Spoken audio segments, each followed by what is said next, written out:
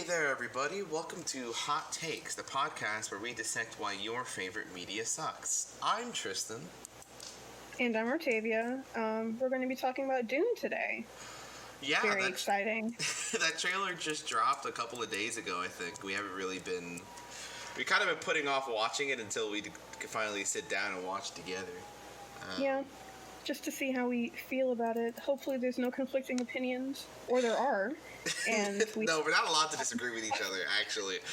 Okay. You signed the contract just as I did, and you know that that's against the rules. Okay, well, I'm ripping that contract up. So we have the Dune official trailer up from Warner Bros. Pictures uploaded, and we're gonna look at it, see how they're handling it, I suppose, and we'll talk about, the obvious stuff, the book, what we know about the book afterwards.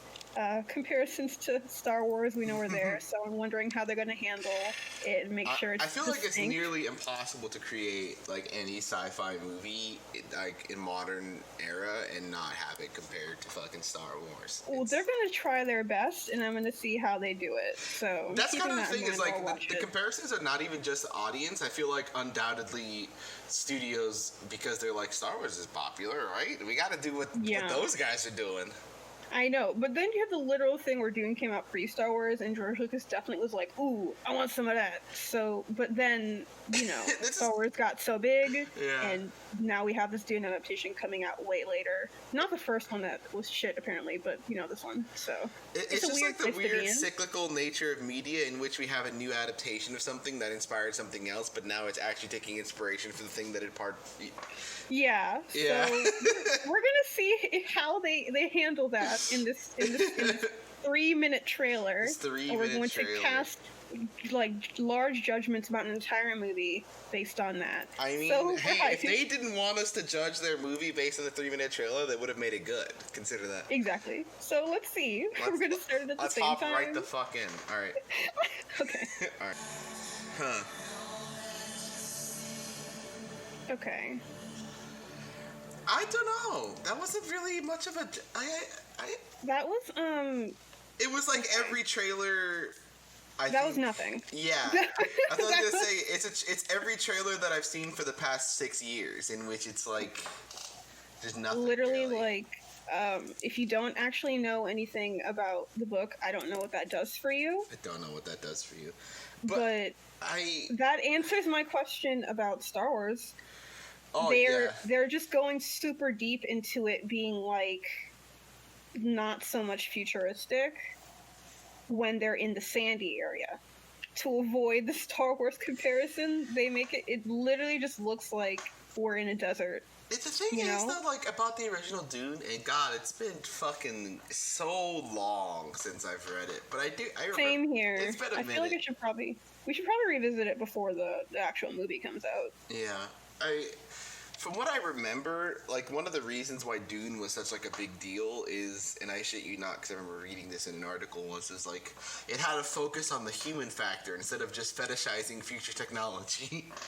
Yeah. And that was, like, kind of one of the things, and it's so weird, because, like, sci-fi now, it's like, well, isn't that the point of sci-fi, to literally, like, put the problems of the current era into a different space so you can kind of examine them differently, and Dune was the only book that did that in the fucking 60s. God, when was this book from? When did the book come out? You can look that up right now. But yeah, so that's really interesting. I didn't know that. I just thought it was popular because people were like, "Ooh, sand, space, blah blah blah, worms." We love sand and worms, dude. That's like some of my top 3 favorite things: is sand and worms. I don't know why. I actually don't know why I thought Dune was popular. I never really thought about it. It's really But, so we got that. And when you're in the actual, like, we're rich part of the city, it doesn't feel so much like future-y sandy. It feels like it's, like, an alternate universe as opposed to, like, some weird space future thing. It also didn't seem like they wanted to show us, like, the actual, like, big cities at all. Exactly. It's probably, this is like, well, the first trailer should really be like a mood setter. Like, what is the tone that you can, like, look for in the movie? What's it going to look like? What actors are in it mainly? Right. So they definitely got that across. But it's like, what what's it actually going to look like? Because knowing what I know from the book, it's not, the movie isn't going to be most of what we saw in this trailer. That's what I was gonna say too. It's like most of the trailers. I mean, it's like that's fine, I guess, but like the main, I would say, meat of this juice. The main meat of the juice. The main meat of this juice. The main meat of this book kind of happens in once Paul kind of separates himself from the galactic culture and sort of ingrained in the Fremen culture. Yeah. And so it's weird that we didn't really see much of that, except for Zendaya, who they were like, "We gotta put her in the trailer." Zendaya. Is it Zendaya? Yes, it's Zendaya. I've been saying Zendaya for like the last 4 or 5 years. Don't tell anyone. Yeah, no. Maybe they don't want to spoil it. Also, I mean, that's good not to spoil stuff in trailers. But again, it's like I don't know what you get from this trailer if you don't know that that's the case. Like, what do you think this movie's going to be if you just see this trailer? I presume this is a trailer for the fans of the series that already exist and like they kind of know where everything is going.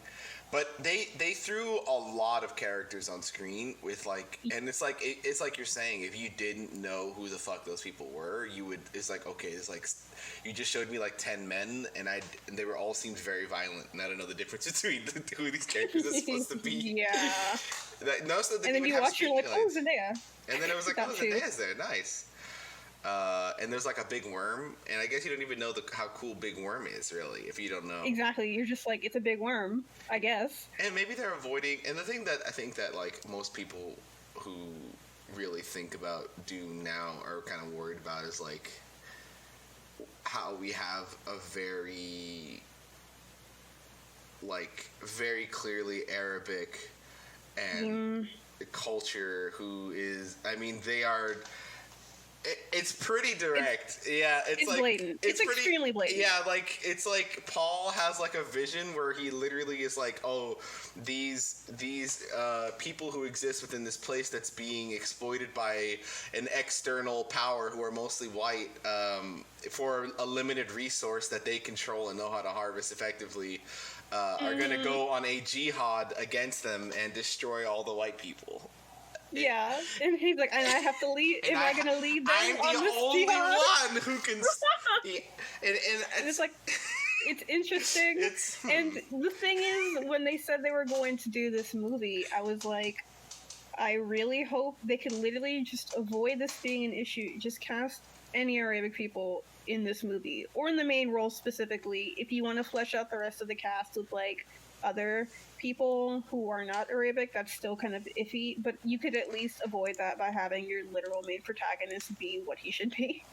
Yeah, it's weird because like it's exactly, it's like they kind of are skirting around it by, again, because in the original text, when Paul has that dream, he's like, there's going to be a jihad, but in this trailer, he says instead there's going to be a crusade, and it's like, well, if you're already gonna be a little bit disingenuous to the sort of the original book, then how are you handling the rest of this? How are you handling, and also why did you have to keep the Paul white? Exactly. Why is Timothy Chardonnay the one that you had to cast to be this character? It's not. You could have easily. Not and it's because like this being an issue. Yeah, it's and Zendaya. Yes. Zendaya is. I was looking into this movie a little bit because I was curious, like, what's going on. And there was an article that the headline was her role in Dune is very, very small, quote unquote, which makes me kind of worry because the Fremen and his interactions with them, because that's his wife, like that's the woman that he marries, and she is like a very important character to him, and obviously so if she has I didn't know that. Do you think you could find that article? Yeah, let me look it up. Okay, while you're saying that, I didn't know that. That's actually more worrisome. Actually, Yeah. then what are they doing? Like, is this a case where they're I don't know how they would do this, but are they like splitting the first book into like 2 parts and not telling us about it? Because I don't understand how you make her role. How can she not be like in a majority of this movie? Yeah, I'm reading this now. Here's her quotes. My part is very, very small. I only filmed for 4 days. That's why I'm so excited to see it. I don't know what everybody else was even really up to. What what is this movie then? She said that she had a little discussion about who the character is and the strength she possesses. She only had a few days, so she only scratched the surface. Wow. Okay. That is really weird. Yeah, no, I have no idea because she is a main character in this film in the book for the entire 2/3 of the book. I mean, you even get that in the trailer, though. She's, in the trailer. Yeah, she's I didn't even get the sense that she wasn't going to be in a lot of the movie from the trailer. Yeah, because she is, his sort of guide to Fremen culture. And, she is kind of his in. And, she's the one who helps him. Yeah, she has, this big intro in the trailer. And she comes in, it's like, ooh, slow-mo sweeping shot. And that's, yeah. With her piercing blue eyes. And she even has, her hand, outstretched. And it's clearly okay, come with me. I'm gonna... Yeah, I don't know. How's she not in the movie? What? Okay. That is so weird. I don't know. Are they gonna have more of a focus on the galactic rivalry and stuff and Oh my god, probably. I don't know. In that case, if they're cutting her role in the book, then that means they're cutting down that entire section of it, and they're probably gonna make it more like a, oh my god, Star Wars prequel, Trade Federation type shit going on. Yeah, no, that's a really, really strange choice to make. And again, maybe we still don't know how the movie... I mean, the movie's coming out not that long from now. I think it comes out this year. Allegedly. Okay. Big quotations. Let's talk about that. Okay, so I'm the one who's super into movie release stuff specifically.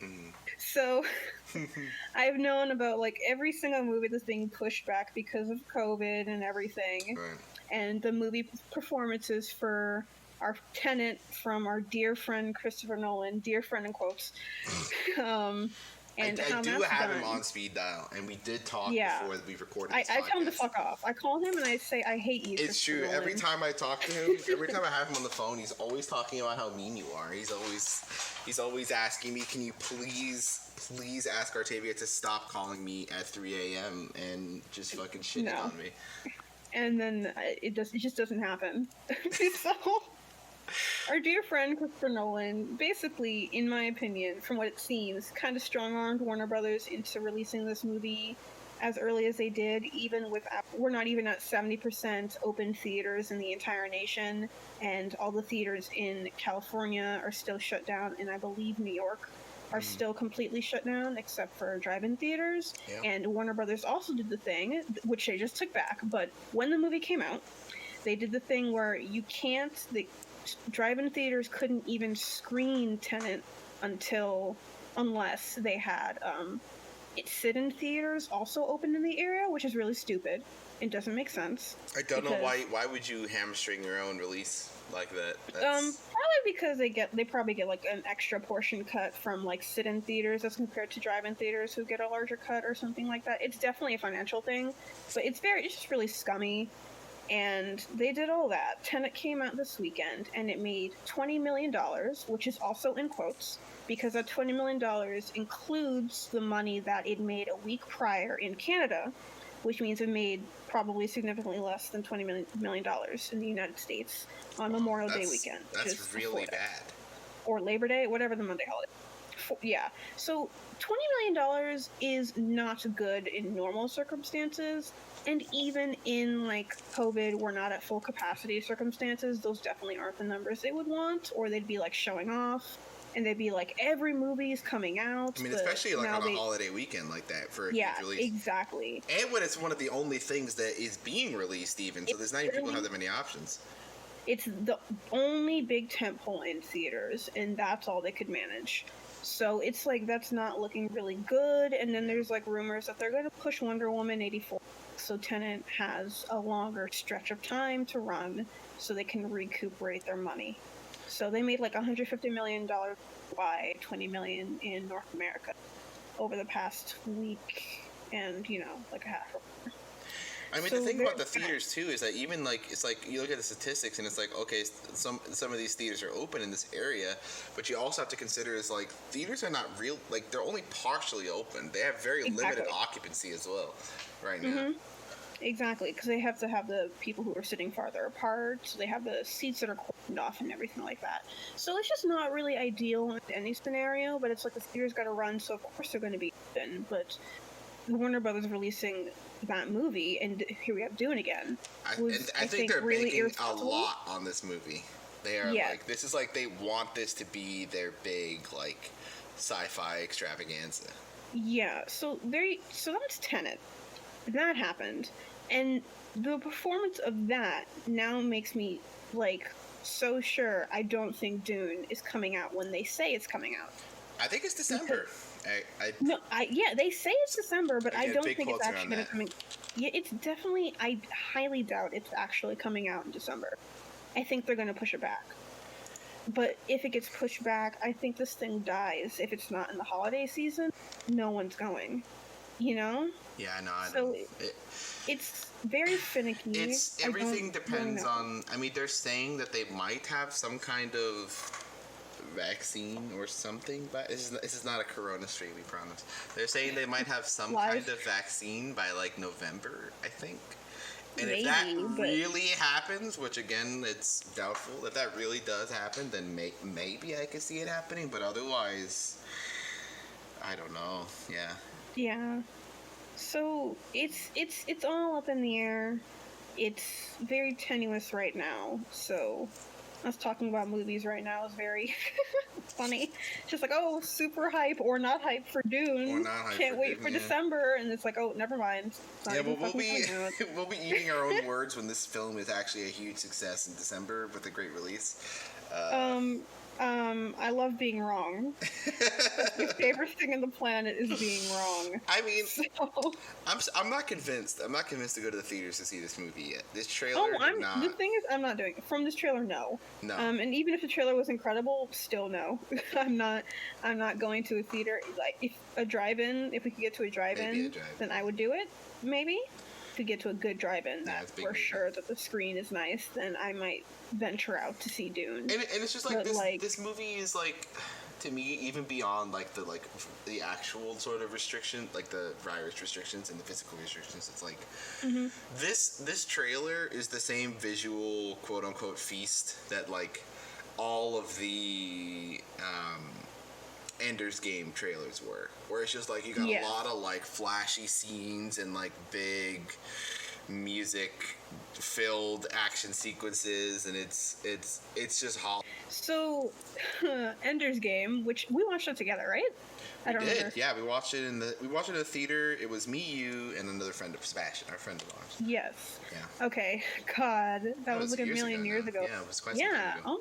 The passage of time. We watched that and we were all like, that was very bare bones. Nothing. It's like the bare minimum that you can do in a normal movie runtime for this really dense book. And that's exactly what Dune is. It's an incredibly dense I mean, you could use that. I've got that book. You can use the paperweight. It's huge. It's huge. So it's like, how are you adapting that into one? Which is why I'm wondering. I'm like, are they like sneak making this prequel? Like, I would not have. Now that I've seen this trailer, I could honestly believe that they are secretly making multiple films. Okay, as secret as they can do that. Because, the production is like everyone knows everything. I think they're just going to maybe wait until after this movie, but it's crazy for me to believe that a major studio would really just like release a movie and not even announce that it's like one of many. Yeah. So I don't know about that. So we're worried about it being like an Ender's Game type scenario. This trailer definitely didn't help that feeling at all. No, I felt like the same way when I was watching those trailers several years ago, and then before that movie came out. It's like these studios have like the money and resources to make anything look really good. That they have tons of workers they can underpay and over to make their movies look incredible. So, what is this really literally just going to be Ender's Game 2.0 or however many other sci-fi book adaptations are like this, where there's just this really rich, dense material that maybe might be better suited to like a mini-series or something. That's really the thing. Yeah, it's like these movie.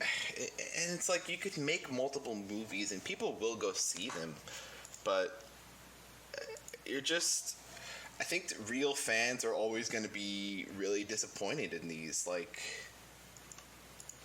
I don't know. They're going. I mean, they want to see these things and they want to feel the way that they did when they read these books, and they're just not. If Dune is really a single movie, it's going to be a struggle to really sort of like. I mean, it goes on for pages and pages just discussing like the concept of like the Bene Gesserit, I think is what they're called.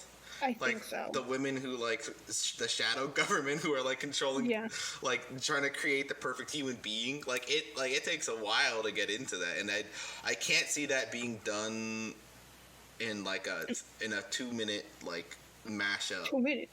Yeah. 2 hour movie. Yeah, and it's not enough time. It's not. But I mean, the thing with Ender's Game was also that to me, even if you didn't read the book, it was just a hollow movie. It was just a you watch it one and done type thing. I can't remember. You have nice visuals, but I remember Ender was just like not really. He's like a really complicated little boy.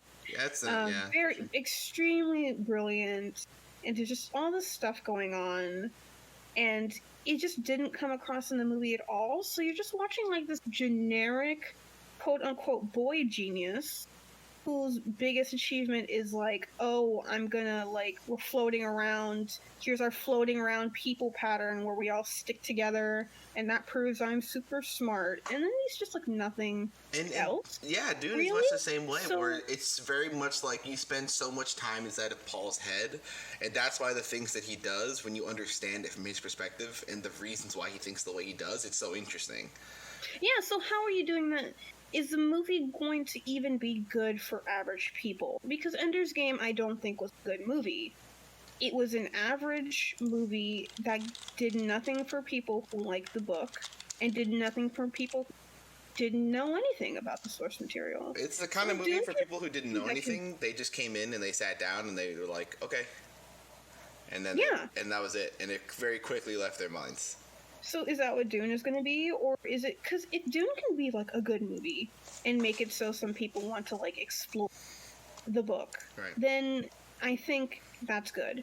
I think stuff like that can justify the existence of, like, a book-to-movie adaptation where it, like, makes you want to explore the actual work and you can get, like, more into it. And then after you read the book, you're like, oh, that movie was actually not... But at least it got me into this thing that's really good. But... how do you... I don't know what would that movie even look like? Because this thing is probably going to be bare bones, but how does a bare bones Dune story even interesting? Good as a movie. And we also have, like, you could really... And this is another fear I have. It's like, Dune really, like, went out to try to say something. Like, it was really trying to talk about... I mean, one of the interesting themes that it had was, like, the people of... the galactic I don't even know what they were called, but like the greater empire, they kind of look down on like the Fremen of I think Arrakis is the planet. Arrakis, yeah. And because they're like, oh my god, look at these religious people, how could they still worship a god, blah blah blah. But then the irony in it is that they worship their technology and they worship their they have their own sort of religion, even if they don't really consciously realize it. And I think it's just like one of the things about this series is like it's very much about trying to make sense of the universe, but the universe just doesn't make sense. Things are random, and like things just happen, dude. Yeah. And I just don't know if any of those themes are gonna sort of come through in the movie, and not even just to mention like literally the exploitation of a people who are existing in. Yeah. Yeah, I doubt that any of that is really gonna feel like it's really trying to take a stand, you know, like it's really trying to be anything. I'm trying to think of what other sci-fi book adaptations do we have? I do want to say though, the Ender's Game, it's currently sitting at a 51 on Metacritic, and it barely made back its budget. Its budget was about 110. It made 125 million. That lost the studio money. So the thing how movies work is, if the studio wants to actually turn a profit, they probably have to make like, let's say, probably about 2, maybe 2.25 the budget of the movie, because you have marketing that goes into the movie. That's probably about half the listed budget. Yeah. So you have the budget plus the marketing and advertising, so plus 0.5, and then you have the cut the theaters get from the movie. So the movie studios don't even make all the money listed on there. It doesn't even go all to them. So for movies to turn a profit, it's generally like thought that they have to make about like 2.5 or 2.25 of the budget of the movie. And if movies have like a really sparse ad campaign and you notice that, then you might bump that number down to like 1.75 or something like that. So that means that Ender's Game lost the studio money. Whoever put it out. Oops. Who was that put it out? Who put out this movie? I'm trying to think other just sci-fi in general, like sci-fi. We got let's talk about Jupiter Ascending. Oh my fucking god! Please don't make fun of me. I'm mocking you relentlessly. I got into a discussion about the Wachowskis. Like I think this is like a week ago, and Artavia brought up Jupiter Ascending, and I'm like, oh yeah, that shitty young adult like novel adaptation. And she was like, wait, no, it's not. It's like an original concept. Up until a week ago, I thought Jupiter Ascending was a shitty teen novel. I had no idea the Wachowskis cooked that up in their own hack brains. They fucking... so good. It's so bad. It's so fucking... Channing Tatum's a dog? Yes, he's a dog. Man, whatever. And he's also the love interest? Wow. God, I don't know. Some people just really just think some things, and they just do it. The ladies went for she had a good time.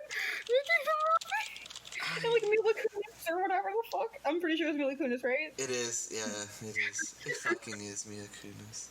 So we have sci-fi on that spectrum. And then you have good sci-fi, which is episode 3 of Star Wars. Episode 3 of Star Wars is episode probably 3, peak. Revenge of the Sith. I would say peak filmmaking. Peak sci-fi. I don't think there's a better sci-fi movie that's been made. Ever. There was one last point I wanted to make about the Ender's Game adaptation, which was that like I think that they wanted it to be like another like series that they could make more movies of, but then they kind of fucked themselves because they changed the ending. Yeah. To be that they couldn't continue the plot in the same way. And it's just weird. It's like a weird thing to do. Oh gosh. Oh gosh. So we have that. Yeah. We are hoping this movie's not on the Jupiter Ascending tier. Well, if it is, it would be fun to watch at least. It would just be so bonkers. Oh god. It would be a great time. Is Jupiter Ascending? Is it like 100% serious? Like, is it taken so seriously? I have not seen. Oh, absolutely. Oh wow! Isn't she like secretly like a queen or something amongst those lines? Yes, she is. And the bees are because she has like bee brain communication waves. What the fuck is going on? It's incredible. As one does. Jupiter Ascending is an incredible experience. According is it a good movie? To this article, it is considered a cult classic because of the film's campiness. Yes, but it's also dead serious though. Like, there's camp where it's like clearly this movie is trying to be dumb, but like that movie's definitely being serious, and it's incredible. It's the best thing you've ever seen in your life. So hopefully Dune is that bad, or it's like Episode 3 Star Wars, like good. And if you would ask, why aren't you talking about the original trilogy movie? Because fuck you. That's why. Is that sort of your general feelings on the matter? Is just fuck you? Yes. Fuck you. Prequel haters go away. We're joking, by the way, because Prequel the first haters movie. be banned. I think that there is probably on the top 10 list of unwatchable movies, Phantom Menace is there, undoubtedly. Yes, absolutely. And now this is pod racing is probably the Okay. Hey, don't be a hater now. The pod racing is good. Get out of here. Well, We're gonna have to fight. Just I can't believe you.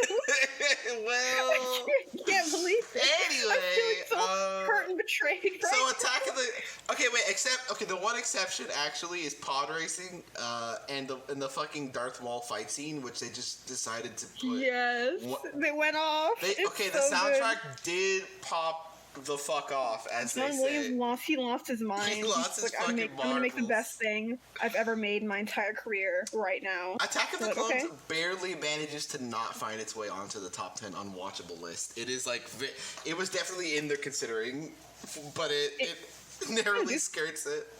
Unlike the first movie, it like was trying to actually do stuff that mattered. To the plot or anything. The plot. It was still like really long for no reason, so and long. there's long stretches of time where like nothing of import is happening. And But if I had to sit through Anakin and Padme's romance in Attack of the Clones again, I might kill myself. Like, I think that might be preferable to suffering through that. That's actually the main issue with that movie. I know people in episode 1 don't like the Trade Federation stuff. I actually like that conceptually. It's just kind of like, I don't know if that's what you want in like a movie, but like, I love it. I love it in the cartoon. We get into it. Yeah, I think there's a lot of things that are sort of like interestingly touched upon, but are expounded upon in other like Star Wars media that is just done better. And more interesting. But then you have episode 3, The Heights of Cinema. If Dune can be that good, have the emotional highs and lows. Like, if Dune could be that good bad, I would be very happy. Yes, and with better CGI, obviously. And with better CGI. Then we'd have a great time. The problem is that I think it will take itself too seriously. And it's like Star Wars, a fucking Revenge of the Sith is taking itself seriously, but it's just so comically over the top that you can't help but laugh sometimes. I mean, less so than the other ones. For sure. You're usually laughing because it wants you to, and like the 5 times it wants you to. Yeah. And sometimes you're like, this is too much. Like when he kills Youngling, you're like, oh, yeah, this is ridiculous. Wow, you went 0 to 100 on the Darth Vader evil list, but you're really feeling like the overall like high intensity emotional like drama happening there. The downfall of a man is happening right in front of you. And you're like, I don't like this at all. It doesn't feel good. It doesn't feel good. So that movie does that for you. And I would say in the same manner that Dunes might be bare bones. Like, there's other media that expands upon episode 3 that makes it like more rich. Like hopefully you would watch Dune and want to read books, or watch episode 3 and be like, I want to watch the cartoon because it gets more into the relationships between the characters are in here, and I want, the intense dramatics happening there, what's going on in Anakin's head, all this shit. Yeah. So, which is, I very specifically chose episode 3 because of that. So if Dune can be on that side of the spectrum, I think that would be really good. Yeah. That would, because there's no way that this book can actually cover, not the movie can cover what it needs to cover in order to, like, I don't know, get to the real depths of the books, but it can still, if it does it really well, invoke some emotion for the main characters. It's just for me, like, and their journeys. I'm even more worried than the sort of certain other adaptations that have come out, because it's like, because of the like Arabic and Islamic implications of everything going. I say implications, but it's pretty outright. I remember reading in an article that there wasn't even actually going to be Arabic and Islamic actors playing the Fremen. No, there's not. There's like literally none in the. I think there's actually one. Who's like. And that's not in a good role. A little questionable, also. So, I don't know what the fuck's going on. What's going on? This trailer didn't what is going on? And episode 3 is good, and it because it leads into something. But like, the thing about Dune is like the longer that series went on, the worse I think it got. Yeah, so it's like this isn't leading anywhere that you want to go. Yeah, because the entire point of Dune, I believe, is that the ending was pretty open-ended. Like, it was very much like what happens from here, I don't know. A lot of things can happen. But then he wrote books for it anyway. After leaving that open ending, which is interesting, he ended up writing more books anyway. And then it's not. And then no longer open ended. He has like the weird. I don't know if you know what happens in any of the sequels, but it gets okay. All right. Okay. I don't want to know. No. So Paul. Oh God. Paul figures out that he's actually not strong enough to be the real hero of the galaxy. And he wanders into the desert and dies. He wants to die, but he doesn't actually die. I think he becomes like a blind prophet. I don't remember. Anyway, so his son, who is also a superhuman, I can read the future boy. Despite the fact that it was literally supposed to be one person, and that was like the entire whatever. Anyway. No, it's fine. He transferred it. He discovers his quote unquote golden path. And the golden path is the way in which he saves humanity from, like, assured destruction. And he, I shit you not, becomes a half-human, half-sandworm hybrid man. Oh my God. And he becomes the emperor, and he lives for, like, 2,500 years. You're... I think you made this up. I think you're fucking actually, I think this is a lie. That's just. No, it's not. That's really not what happens. No, it is. That's what happens. He becomes a half worm, half man. Okay, so hopefully this movie gets no sequel. I hope that we can see Paul's son, who is I hope we get to see the half sandworm man on screen. No, it's not happening. This movie will flop. I speak it into existence. I don't know why you're so against the half. I mean, we've seen Jabba the Hutt on screen. He's kind of like a half man, half worm hybrid. If you really get down to it, I wonder if George Lucas was inspired by the Dune sequels when he created that character. I swear I'll do it. He's even lives on a desert planet, so really the lines are I there. know where you live. I've connected the dots. I know where you live. Yes, I see the through lines. Okay, that's not happening. I'm excited. I don't even know what I was talking about. What the fuck was I talking about? I don't know. You were just as excited as I was to have that revelation about the half sandworm. You derailed me so bad. I can't do this. Also, I think that they terraformed the planet, that desert planet. This is very vague. I remember reading about this forever. But they terraformed Arrakis into not a desert planet. And then there's no worms, and the worms are like the ones creating the spice. So and then the planet becomes like they lose kind of like their touch to their culture. And then they say, you know what, this was a mistake, and they turn it back into a desert. Oh my God!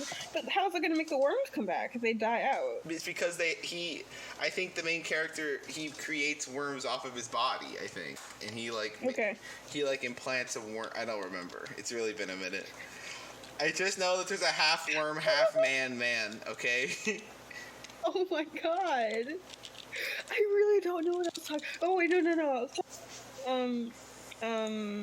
Something Star Wars, something emotional depth. Oh yeah. And continuations, and you brought in the awful sequel material bullshit. Oh, you didn't know. That's the general state of sci-fi as it currently stands. Is you can get a movie that's got like a really really cool concept, and they can execute it flawlessly, like Arrival, which Denis also directed. You can get like an Arrival type movie, and he did a great job with that movie, because that movie is like one of the best movies I've seen. It's an original property. Yeah. Like he made that with his brain. Mm-hmm. So it's like when you hit adaptations of works, is he able to like filter out what he does he know what he wants to say with this movie? If he's really going to be parsing things down, and does he, what he wants to say the right thing to do? I don't know. Right. Like, is he going to make something that people would want to expand upon? I mean, that was kind of like Blade Runner. I feel like when he created his own sci-fi, when he created Arrival, which was a great movie, it took a really interesting look at like the fourth dimension, which is time, and our sort of interpretation of it. And there was another movie. What was it? Interstellar. Yeah, it was basically like it was had similar like thoughts and ideas to Interstellar, but I feel like just like much better executed. Yeah, in a more interesting way. And he really does well when he had this original idea, but with his Blade Runner adaptation, I feel like struggling. I mean, that was also original in a sense. But he did. But I felt like one of the problems that we've had with that movie is that it felt like there was too many plots going on, and I feel like that's because he felt like he had to incorporate the original film's plot also into it. Mm-hmm. It's like you get the feelings and the inklings of like what he wanted to do, and like sort of like the more interesting stuff, which is like AI. It's not even just viewing machines as people, because you see a walking, talking person who makes their own sort of decisions in a physical space, and you can easily assign that personhood. And I think most people in the modern day don't really have a problem with that. Like they can like be like, yeah, okay, I could believe that an android is a thing that deserves personhood. But then a more pressing question for modern audiences is like, by that logic, is an AI is something that doesn't even have a physical sort of manifestation? Is it also a person? You know? Mm-hmm. And that was in there, and that's cool. But then it never really gets enough screen time, because we have to put Harrison Ford back on screen, and we have to have sort of like this half-baked continued plot of the original film, which did not need a continuation. Do you remember that other character who was really unimportant, like the antagonist who never actually ended up being the antagonist? I literally don't even remember what you're talking about. He was having like androids like birth things. Oh my god, the Joker actor, right? Yeah, the fucking Joker guy. God, what is his name? Who cares? So, Cult Man. The guy with a cult. Yeah. So, I forgot he even existed. Do you see what I mean? Jared Leto. Yeah, all that stuff in service of like making a continuation of the original Blade Runner. Instead of what I think he's better at is like having instead of it being like a spiritual successor to Blade Runner, in which it kind of like builds off the general themes that were relevant at the time of like personhood for androids or that, and like being like, I want to do something similar but for AI. Right. Instead of him being able to make that story, and also like even for like with the personhood of the main character, what was his name, like C or J, or like he had like a very simple name. J. Yeah, like even like his personhood is somebody like ironically K. No, it was K. Okay, yeah, K. Like somebody who is an android who hunts androids. Like even like that sort of ironic existence is like, does he deserve, to be able to, and that is all that stuff is interesting. Yeah, so that's way more interesting than the attempts to continue the Blade Runner plot, and those attempts bog the entire movie down.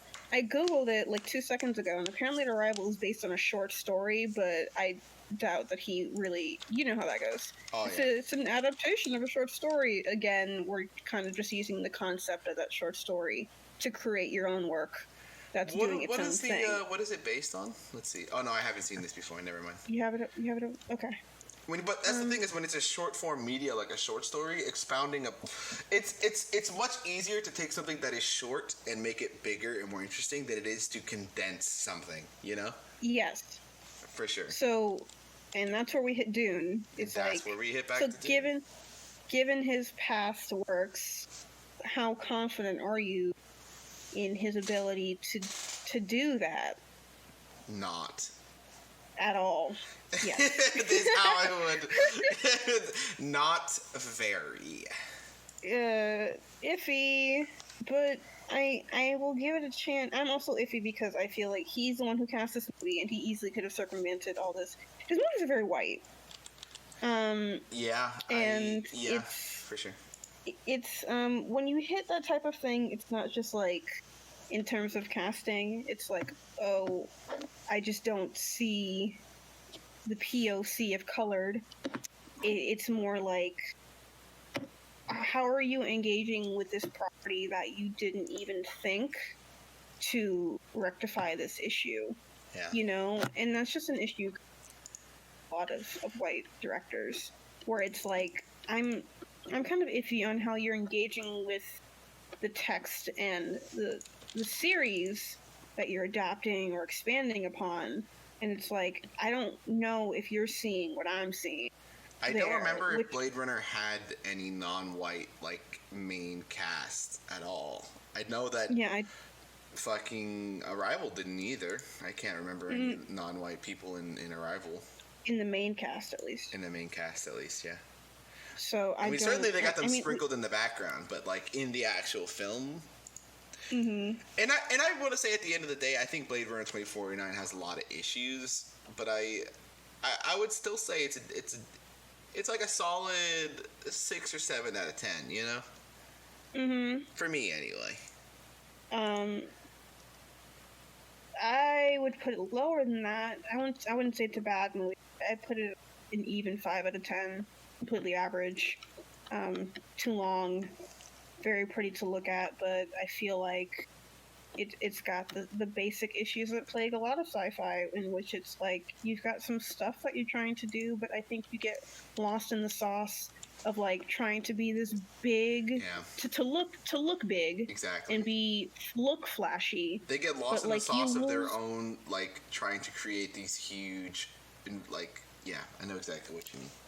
Worlds and like things, and it's like, I really need you to narrow down on your themes. Yeah. And then if you do narrow it down in a theme, why are you specifically targeting this theme instead of the more interesting one? And it's like, I can't help but see his failure to expand upon the AI story as him. It's a lady AI, big shock, right?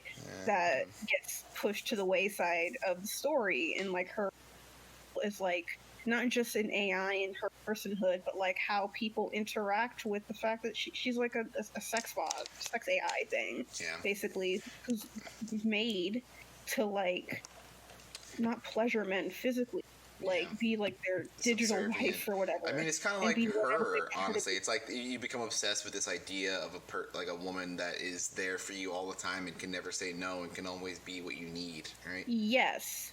So it's very interesting and notable that in this story, where that is the most interesting thread, it really disappears into the ether, and then it comes across where it's like, here's this thing that I think is more pertinent, but I guess because in his brain it's connected to this lady character, it's less important than Kay. I mean, that's the thing, is that Kay's backstory stuff too, I don't really like. I thought it was much more interesting when he was like kind of evil space cop, but we don't get any of that. We get like the first like case where he takes out an AI and he goes back to the police station, he gets like shit on, and that's like, I'm like, okay, this could be something, and then he immediately kind of stops being a cop, like almost right away. Because he has to be the hero man. Because he has to be the hero man of the story. But that's really funny, because what made he's not. He's not. First of all, he's not. And what made the first movie so interesting is that Harrison Ford's character, God, if I can remember his name, Deckard, I think maybe actually. Yeah, I think he's not a hero. He's not a heroic person. But the actions that he's actually, arguably, the film's antagonist, because he is hunting down these people who literally all they want to do is live. And and that's what's so interesting about that movie, is that he's forced to like sort of face that, and he's just like, do you understand that you delude yourself into believing that you're doing a good thing, but you are murdering people?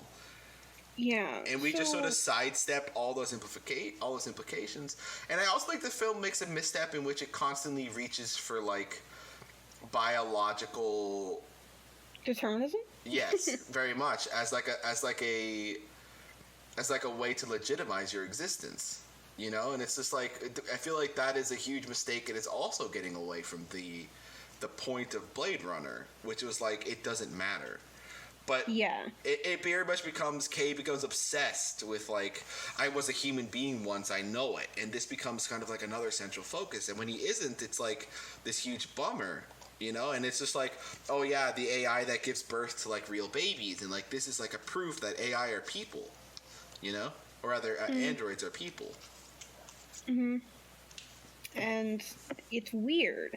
It's weird. And so you have him doing that. So the whole Blade Runner 2049 themes are really a disaster zone for me. And the specific reasons that they're a disaster zone are specifically why I'm wary about Dune. Yeah. In it being like an adaptation. But then you have Arrival on the other hand, which we have Amy Adams, who is the lead of the movie. What a great actress.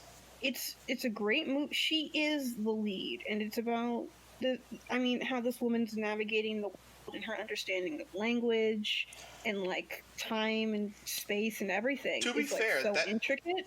And it does do all those things, but it doesn't really have a central, like, it doesn't have like a message per se, you know?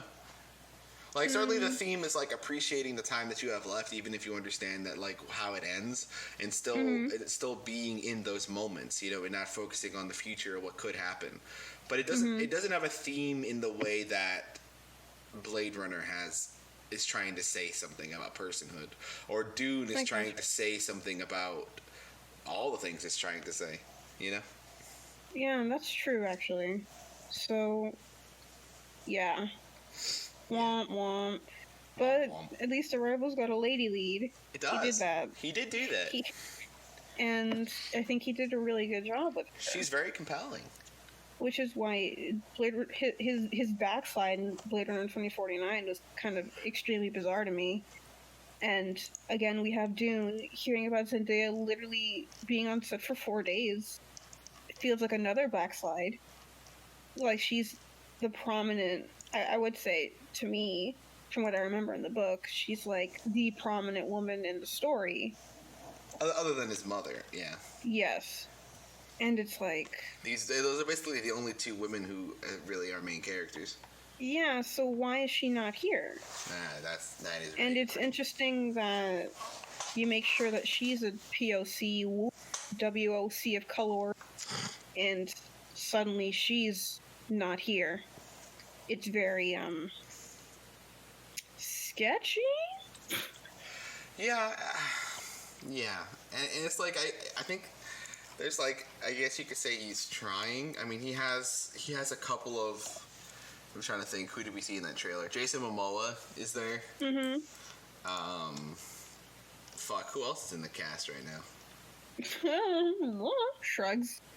Oscar Isaac, yeah. Who's his dad? Yeah, I didn't pick up on that, and I was just like, wow, that's so unfortunate for him. Imagine Oscar Isaac being your dad and you look like that, you know? Like, right? That's tragic. Tragic. Oh, man. Oh, what a... So we got that going on. Yeah. But it's still, it's weird. It's weird. There's a lot of... But we'll see. There's a lot of famous people in the cast. Yeah, I was surprised. I kept on seeing people I recognized. Drax the Destroyer was there. I forgot his name. Yeah, he's like a real fighter guy, or he was. Yeah, the wrestler guy. Yeah, I thought he was MMA. Was he a fighter? Was he a wrestler? Isn't he like he's like Dwayne, who does the fake wrestling, right? Let's see. Let's look it up. He did fake wrestling, but he also did MMA, which is like real fight. Nice. He actually did both. Good for him. What's his name? He was in Blade Runner 2049, apparently? Yes, you don't remember him? No, I don't remember much about that movie. He had like hair. That's honestly, it's funny you say that because that's legitimately kind of a new thing for him, isn't it? No, again, that movie was so all over the place, and it had so many characters that it introduced that were kind of nothing and like never really went anywhere that I cannot remember his role in the movie at all. It happens. I can't remember what else we saw in this trailer. I mean, usually I would like to like be like, let's talk about this specific scene in the trailer, but like we didn't do that because there's nothing really to talk about specifically. It made me uncomfortable when Bautista came out of the slime. I didn't like that. I didn't like that either. The song choice is very odd as well. Song choice is very odd. I don't know why Bautista is slimy in that movie, but he's slimy. He's a slimy boy. He's a slimy boy. Yeah, that's how I would describe him. I can't think of anything else. We touched upon Denis. Yeah, I'm looking at the cast, and it is just like all people from like the first third of the book. Wow. And I think I really think they're duping us. They really might be. I don't know.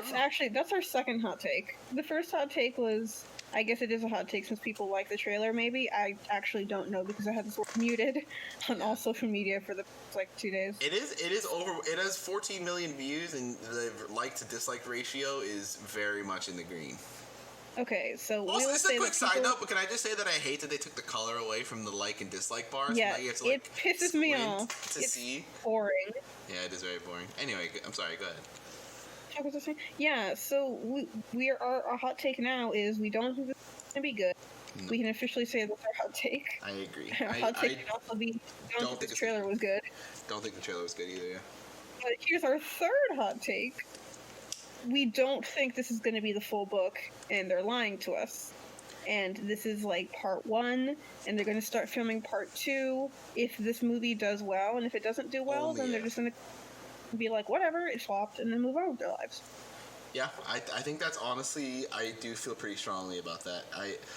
If they really are doing the rest of the book, then it is going to be rough. That they literally are missing entire characters and shit. Yeah. Yeah. Yeah. No, I guess that's I hope our third hot take is right, and I hope our first two well, we can't change our think about the trailer. We think it's bad. That's it. But hopefully the movie isn't actually bad. And if it is in fact like a part 1 of maybe 2 or 3, then it actually has a chance of being a good movie and adapting the source material in a way that's really impactful to the audience and the people who like the book. I do think, and that's the thing about hopefully that hot take is. Yeah, that's actually the hot take that I'm actually like I kind of want to see come to fruition the most. Is if it really is a series, that would be good for Dune, I think. Mhm. It would give them much more time to actually develop these characters and the world, because the world is honestly pretty complicated. Mm-hmm. There's a lot of really weird stuff the reason why the first third of the book is so long is not even because there's a lot of stuff happening, which there's a decent amount of stuff happening, but it just like it has to develop this world so you understand the significance of the things that occur, you know? Mm-hmm. Like Paul being the secret. Well, I don't know if we have to tag spoilers for like a 8-year-old We've been spoiling book. like literally everything, so yes, we do need to make notes probably. Yeah, I mean this book is from like 65, so if you haven't read it, no one's read this fucking book. That's Tristen. No one's read this book. You know what? You're not fucking wrong. If you haven't read Dune, it's pretty good. I can recommend. You go give it a read. Go check it out. I would definitely recommend it, but like we'd have to talk spoilers. It's like if you hear us starting to talk about Dune, you don't want to hear anything. Log out. log out. No, but no, I don't know. We'll see. I'm can definitely be keeping my eye on it for sure. Yeah. Like, the non-spoiler section is the Blade Runner section and the Arrival section. And that's it. But we do spoil the plot of those movies also. Oh, shit, we did? I mean, that's kind of all that's my thoughts. It was, I don't know how we ended up talking about a 3-minute trailer that had nothing in it for an hour, but... But did we really talk about the trailer? Not really. I mean, it was so nothing. We kind of just ended up talking about other fucking movies the whole time. And the book. And the book. I feel like... And Star Wars. And Star Wars. Star Wars is definitely going to have to be a whole episode that we have. It'll be a long one. It'll be a long one. There's some Star Wars stuff coming out next week, isn't there? Is there? I thought there was a trailer or something dropping. Am I crazy? For Mandalorian, maybe? Yeah, I think. Oh my god. I'm missing like okay, yes. If there is, then we'll definitely be talking about it. If there isn't, we're still going to be talking about Still going to be talking Star Wars. Still going to be talking our about feelings of Star Star Wars and capital R racism in Star Wars. Yeah, because that's a big R. Let's just say. I want to say the whole word maybe in caps. Yeah. So we definitely have takes about that. Resident negress of color here has feelings and has had feelings since fucking 2015. So here we are. Oh boy. Womp. Well, yeah. Thanks for joining us on this episode of Hot Takes. And we'll see you next time, whenever we decide on a podcast release schedule. One day. I've been Tristen. That's me. I've been Artavia. I never will be again. So we appreciate you stopping by. Okay. Goodbye.